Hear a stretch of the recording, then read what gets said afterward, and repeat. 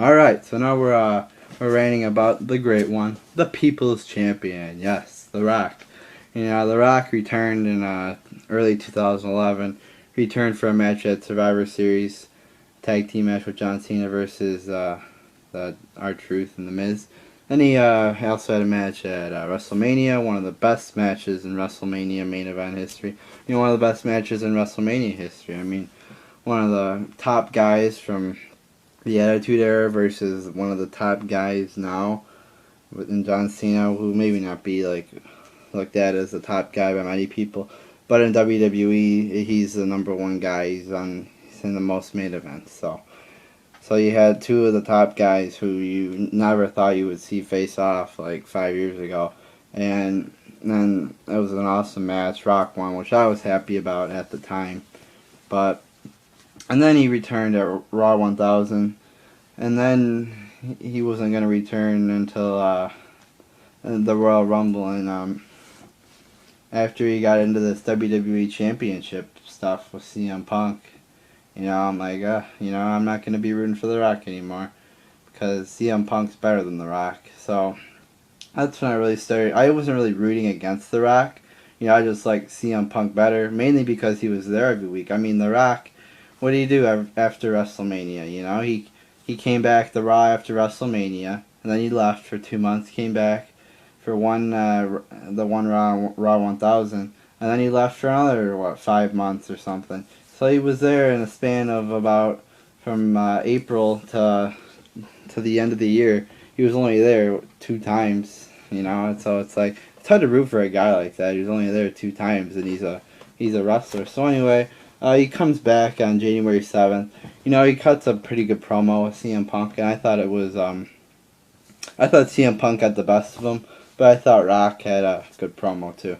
And then, by the way, Punk's promo on Raw, when he by himself, he shot a promo for about 20 minutes, a very long promo, and it was an awesome promo, one of the best of CM Punk's promos ever. It's up there, definitely in the top 10.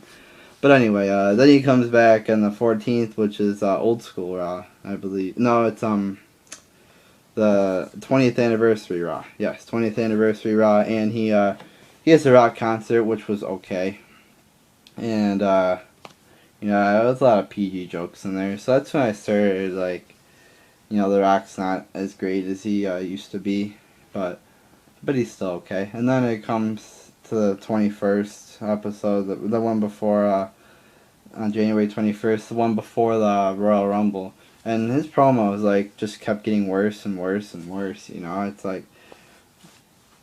And then, so then, anyway, the promo was mediocre on the Raw before the Royal Rumble. And then the Royal Rumble comes up, but I'm still, okay about Rock, I still like him, but not that much, I like CM Punk better than The Rock right now, and I flat out want CM Punk to win, and then I'm expecting a good match, and then what do we get? Fucking terrible match.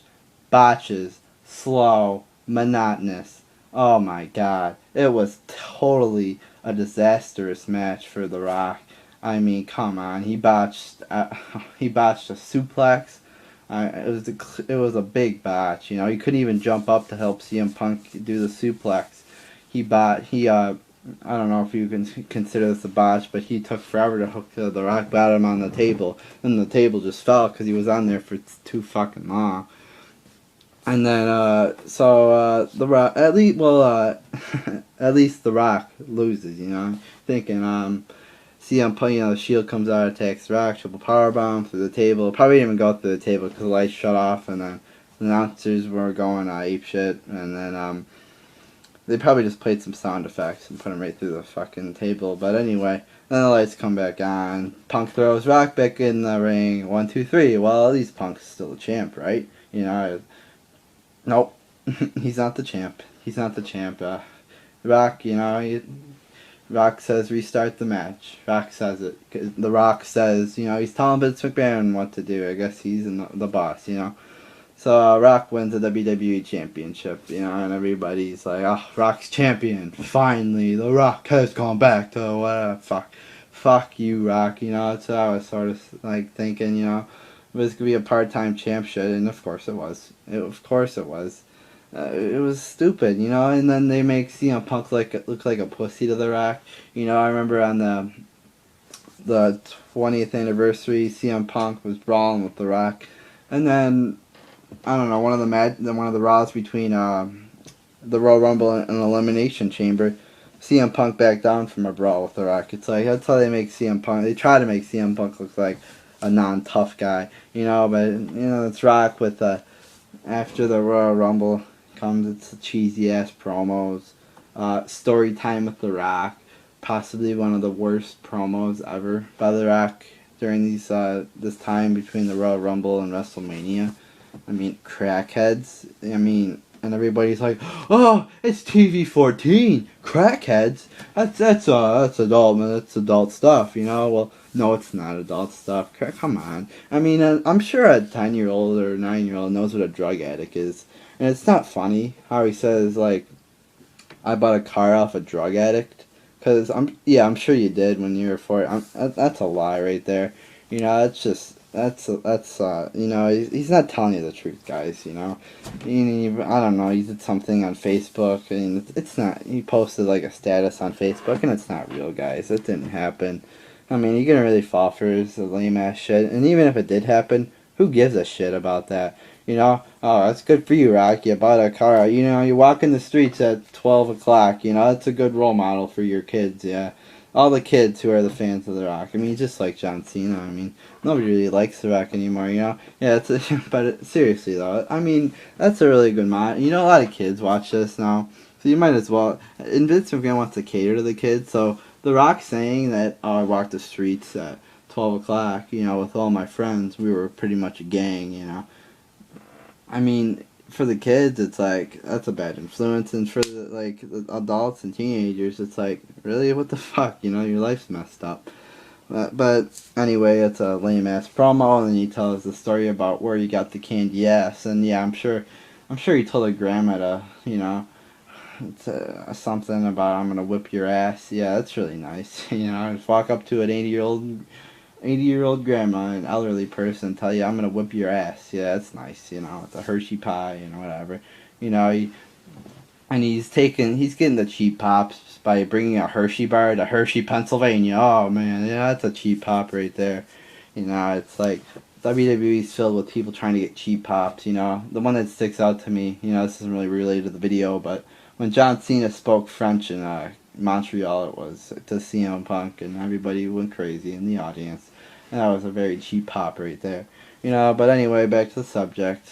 But then we got Rock. You know, long story short here, Rock cuts 2 bad promos with Johnson. 2 face-to-face promos. That's it. That's your WrestleMania build-up. But anyway, they're pretty bad promos. I mean, you could tell Bret Hart's face during the one promo with Cena and Rock. He had a straight face the whole fucking promo. He was so disinterested. But anyway, we get Rock Cena WrestleMania. An okay match. I mean, it wasn't too bad, but Rock wins, you know, holds up the hand of John Cena, tries to get him over. What the fuck, you know, stupid, retarded shit. More hugging. Yeah, tell me it's more hugging. It's fucking wrestling. Come on, we don't need more hugging in wrestling. So anyway, then we get news that, well, Rock's scheduled for Raw, and we pretty much know he's going to get beat up by Brock Lesnar to set up their match in the future. But he doesn't, of course, because he pussies out of Raw. He fakes an injury because he doesn't want to look bad on Raw. He doesn't want to get fake beat up and look fake bad on a fake fucking TV show. What a fucking pussy. And people are saying, oh no, it's fake. Well, an abdominal injury requires surgery most of the time.